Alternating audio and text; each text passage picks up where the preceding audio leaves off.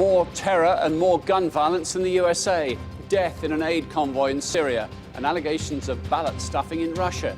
We'll examine the fallout from the biggest stories of the past 7 days. This is Insight Review.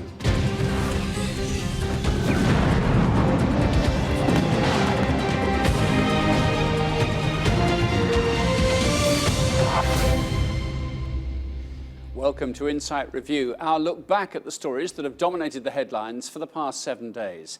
It's been a week which saw a landslide victory for Vladimir Putin's party in Russia's parliamentary election, and a broken ceasefire in Syria after an aid convoy was destroyed by an airstrike in Aleppo. We'll examine those stories with our guests, the former newspaper editor Roger Alton and the deputy editor of the Index on Censorship magazine, Vicky Baker. But first, here's what you need to know about what happened this week, 7 days in 60 seconds. The suspect in a bomb attack in New York has been charged with 5 counts of attempted murder and using weapons of mass destruction. 31 people were injured when a bomb went off in the Chelsea neighborhood of Manhattan. Vladimir Putin's United Russia party has won a sweeping victory in the country's parliamentary election. Reuters journalists monitoring polling stations say they witnessed foul play, including inflating turnout figures and ballot stuffing. A ceasefire in Syria hung by a thread following airstrikes on UN aid convoys in Aleppo province. The attack occurred while food and medicine was being distributed to civilians. A former hitman has told a Senate committee in the Philippines that he was ordered to carry out extrajudicial killings when President Duterte became mayor of Davao City in 2013. And more than 50 people were killed after police and demonstrators clashed in the Democratic Republic of Congo. The unrest in the capital was caused by President Joseph Kabila's decision to delay the country's elections. Well, more on some of those stories coming up later in the programme, but first let's consider Charlotte, where a state of emergency has been declared by the governor of North Carolina after 2 days of violent protests over the shooting of Keith Lamont Scott.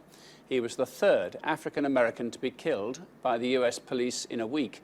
TRT World's Vanessa Connolly reports. Things had begun peacefully on Wednesday afternoon. But as demonstrators moved into the centre of Charlotte, the atmosphere changed as they spread their message. I'm a black guy, so when I see this, I'm thinking any given moment I get pulled over or stopped or a cop comes, it's likely I'm gonna get shot, armed or not. I'm gonna get shot. It's been growing. People getting shot everywhere, man. So if you're a black guy, you probably should be scared because we're the ones getting shot. Riot police surrounded protesters and tension grew. After several shops and hotels were stormed, the businesses quickly shut down. In one hotel, staff used furniture to block the entrance and locked themselves inside. Police fired tear gas and non-lethal grenades to try and break things up. But it was too late. A protest to save lives had almost taken another. Then came the arrests. The governor of North Carolina has asked for the National Guard to be deployed, as well as state troopers to bolster his force. At least 7 police officers were hospitalized after being attacked on Wednesday night, their uniform possibly sparking anger after 43-year-old Keith Scott was killed by their colleagues days before, gunned down as he stepped out of a car. Well, here with me to discuss that story further is the former newspaper editor, Roger Alton, and the deputy editor of the Index on Censorship magazine, that's Vicky Baker. Roger, there's a terrible sense of déjà vu about these stories, isn't there? Martin, it's heartbreaking, and the endless sort of consequences of sort of rioting, the black v white hostilities. I think how do you tackle this? How do you deal with it? There have been there have been 700 people shot by police in America this year so far, of which I think about 160 odd were black men, and that's a lot. Now the great problem is, do you define the police as sort of semi-homicidal maniacs? Clearly they're not. They're people doing a very good job. The man who shot Keith Lamont Scott in Carolina was a black man. He was described as a very stand-up guy. And I think that's what makes this story stand out, don't you think? Well, because hitherto we've had instances of The accusation being trigger-happy white officers Yeah. Shooting, maiming, injuring black citizens. Exactly. And now, this story is different. This story is different. It's a black officer. He's described as a fine man. We haven't studied the film of Keith Scott getting out of the car. The police say he had a gun. The family say he was reading a book. And the interesting thing, Vicky, there is the family have seen the film. They want the police to release it. They don't want to release it. So there's no satisfaction for either side there. Yeah, it's interesting that the police chief in Charlotte has said that transparency is in the eye of the beholder, which seems like a bizarre thing to say. That's an odd concept. Surely transparency is transparency, that how you interpret these things can be completely subjective, but people are calling the chant that we keep hearing through these demonstrations is show us the tapes. And that's because aside from the personal tragedy that's affected the people that have lost a loved one, people feel personally involved because of the wider picture, that their own life could be in danger. They feel threatened. Of course, the tape may not be conclusive, Roger. It may be inconclusive in the sense of it could provide reasonable cause for the officer to act. It could provide evidence, according to the family and others, that he was innocent. Sure. You clearly have a degree of trigger happiness amongst the police in America. I mean, that seems to me sort of self-evident. How do you bring that down? That can come from some sort of executive leadership, some sort of federal leadership as well. But the police feel they're in danger. I don't think we should be jumping always to the conclusion these are bad guys, because most of the time they're not. This will impact, I would thought, with the debate starting in the presidential race next Monday evening. The candidates are both going to be asked about this, aren't they? And how does America police its inner cities better? It will certainly be a factor, and it's worrying. I think everybody's terrified of the thought of Trump becoming president and then having this to deal with. It only seems to have got worse. And you had a woman from the Trump campaign in Ohio just the other day suggesting that this has started.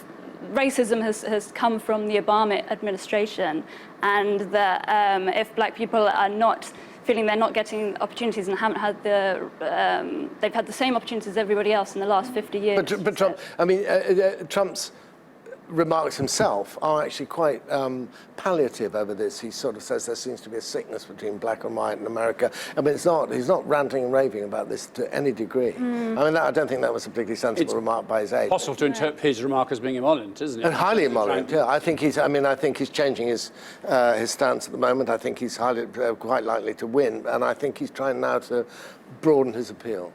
Okay, well, thank you for the moment. Let's go to New York now. Police have charged Ahmad Khan Rahami with 5 counts of attempted murder and using weapons of mass destruction after bomb attacks in Manhattan and New Jersey. The 28-year-old suspect said he received instructions from terrorist leaders to attack non-believers. TRT World's Kilmeny Dushat filed this report from Manhattan. Did you know that your son was doing this? No. Ahmed Khan Rahami's father says he had no idea his son was capable of planting bombs, even though he told the FBI in 2014 he thought his son was a terrorist. But an investigation then didn't raise any flags.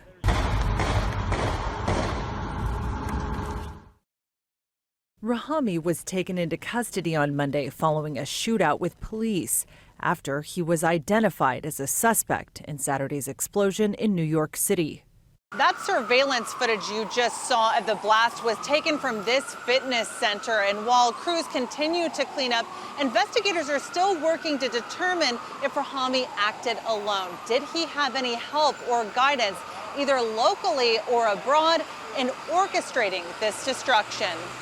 Agents are investigating 8 unexploded devices found in New York and New Jersey, and a notebook with references to Al-Qaeda and the Boston bombers. Rahami is a U.S. citizen but was born in Afghanistan. He reportedly traveled to that country several times between 2011 and 2014. So investigators want to know if he became radicalized at any point. Vicky Baker and Roger Alton are with us. Vicky, this time it's the FBI as the branch of law enforcement are being quizzed because this guy was on one of their lists, investigated a bit, and then forgotten about. Yes, and it seems that even his father had suspicions about what he'd been doing and had some conversation. We don't know exactly what was said. According to him, he said he believes his son is a terrorist, and they said, how do you know he's a terrorist? And that's that whole, the word terrorist is always problematic in everyone's always trying to define it, and how people can become involved in attacks like this. Roger, is it naive to think the FBI can keep tabs on anyone who's had any suspicious behaviour forever? Yes, there's a problem. I mean, that was... you just can't watch everybody. We've had the same issue here in the UK. The father went to the FBI 2 years ago. It's known that the sister was posting some extremist rants online, Rahami's sister, and a few alarm bells could have been going off. Sure. But there are it's after the event, isn't it? After the join the dots after the event. You join the dots after the event.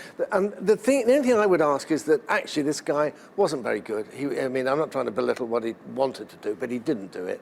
It was his mobile phone, I think, was the trigger. That one of the links was a chain of fairy lights. The pressure cooker didn't go off. It was, I mean, it could have caused serious damage, but I think it's very important that the Americans slightly pull back on this. We will not be cowed by this, as if it's a sort of giant...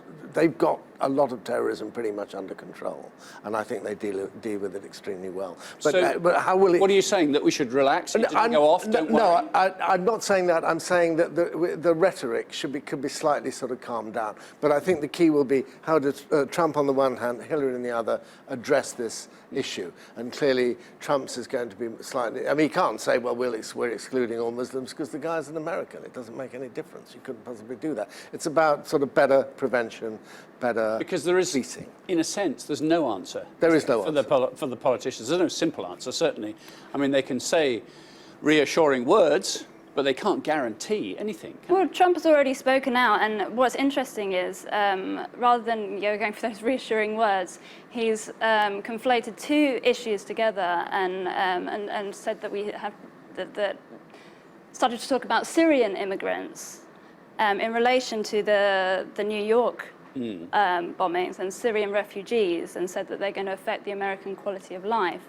And it just reminds me of after 9/11, when the stories, but people started to believe that Saddam Hussein was behind the bombings of the Twin Towers. It's like two narratives in the general kind of American news get pushed together to spread a narrative of fear. Is the word foreign instructive here? That there is a rush by commentators, by journalists perhaps, by politicians, to add the word foreign, and that kind of excuses this. This person was foreign in some way, therefore the presumption of guilt is okay, therefore don't worry. America will be safe because we'll deal with these foreigners.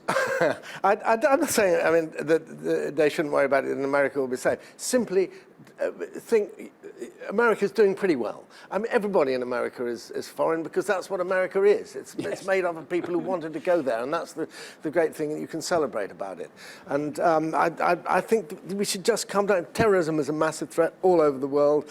Actually, the influx of people from Syria has made a difference to, Brussels, Paris, conceivably here, and the number of trials going on. So I don't think it's something we should belittle. But at the same time, I think we need to say the world, life goes on, the world goes on. And that needs to be the message that going out. In my view, yes. I think optimism is better than fear at all times.